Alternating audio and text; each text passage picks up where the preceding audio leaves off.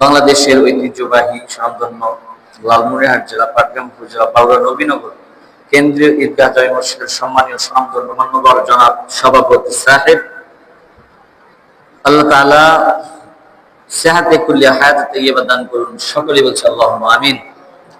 অত্র মসজিদের সকল স্তরের দিনদার, ইমানদার, কোরআন পাগল, আল্লাহ প্রেমী, নবী প্রেমিক সকল মুসল্লিয়ান ইকরামগণ, মহান আল্লাহ রব্বুল আলামিনের শুকরিয়া যে মহান রব্বুল ইজ্জত ওয়াল জালাল পৃথিবীর যাবতীয় কাজ ঝামেলা ব্যস্ততাকে উপেক্ষা করে আল্লাহর নৈকট্য লাভের জন্য, আল্লাহর সন্তুষ্টির উদ্দেশ্যে যে মহান রব্বুল আলামিন আশার বসার আলোচনাগুলো শ্রবণ করার তৌফিক এনায়েত করলেন, সেই মহান রব্বুল ইজ্জত ওয়াল জালাল তাআলার শুকরিয়া জ্ঞাপন করছি।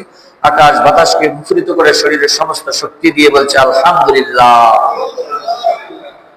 আবারও বলছি রব্বানা লাকাল হামদ হামদান কাসীরান তাইয়্যিবান মুবারাকান ফি, ইয়া রাব্বি লাকাল হামদ লিজালালি ওয়াজহিক ওয়া আযীমি সুলতানিক।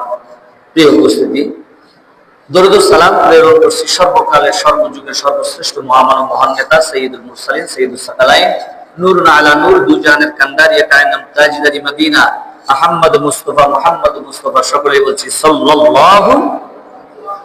প্রিয় উপস্থিতি, আমরা শুকরিয়া জ্ঞাপন করলাম, বিশ্বনবীর প্রতি দরুদ সালাম প্রেরণ করলাম।